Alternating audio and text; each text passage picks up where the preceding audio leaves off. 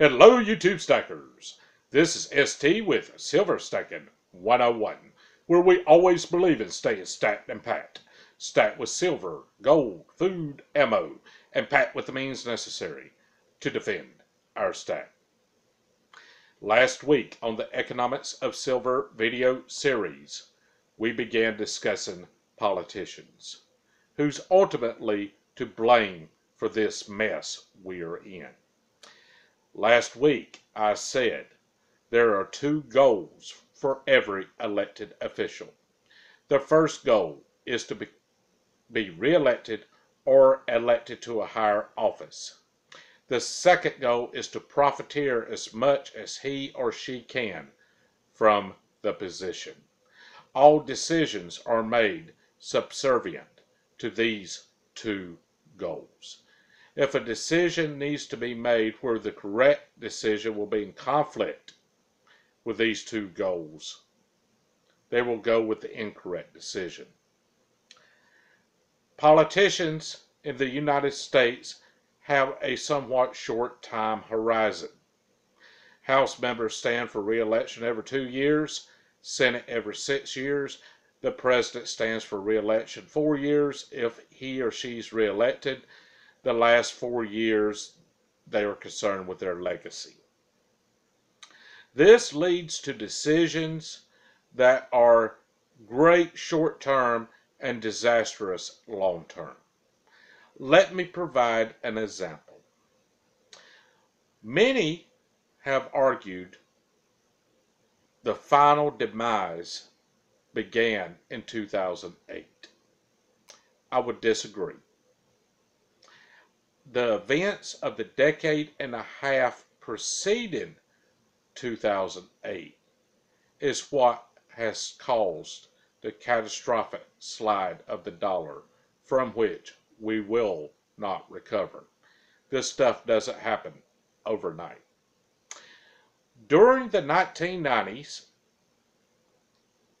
and the early 2000s, politicians trumpeted the percentage of home ownership of the American population.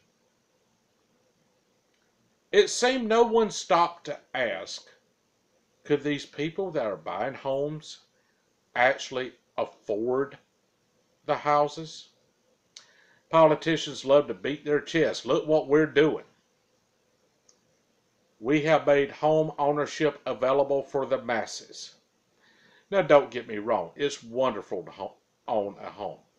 But if a bank or lending institution loans a customer on a home that the customer cannot afford, the lending institution did not do the customer a favor. They did them a disservice. It became horrible with the respect to the qualifications for gaining a mortgage. The old adage, the mirror test, was used. If the potential borrower could fog a mirror, he or she could qualify for the loan. We had things like no documentation loans.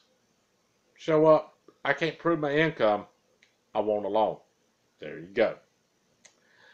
These loans were written and then repackaged into securities and sold on the open market to unsuspected investors. What could go wrong? Personal example. When my ex-wife and myself in the late 90s was looking for a house, we decided to become pre-qualified for a mortgage. I knew exactly how much we could afford comfortably, which we were blessed because what we could afford was more than adequate house, more than we needed. So we go to the bank. The bank pre-qualifies us for an amount that knocked me out of my chair with an adjustable rate mortgage. I asked the loan officer, what will happen if the interest rates go up 1% and I borrow to the max?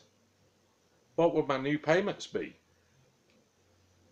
It would have made me insolvent at that point. There would be no way I can meet the debt obligation.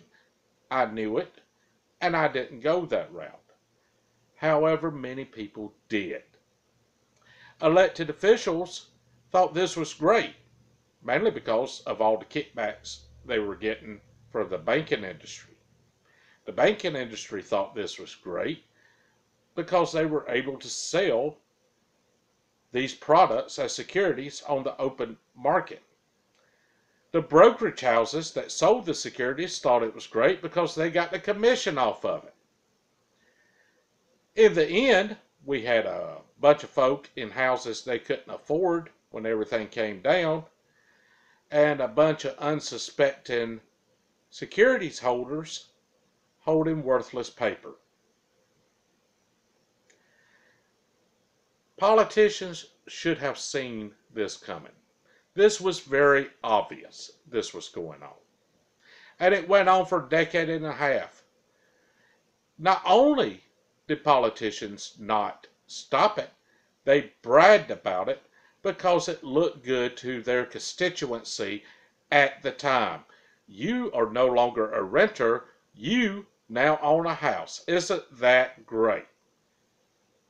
It's not great when they came and foreclosed on the house. That's one example of how elected officials make economic policy based on their time horizon without an overall view long term. Next week, we are going to talk about quantitative easing. Ooh, that sounds good, doesn't it? That is a great marketing term because currency devaluation apparently would not sell. And what's the difference? There is none. And we are going to discuss the bailouts. The second biggest financial scam ever perpetrated on the American public. The first being Social Security. Please comment if you agree or disagree and tell me why. Give me a thumbs up. Subscribe if you haven't. God bless you, and remember, stay stacked and packed. Thank you for watching.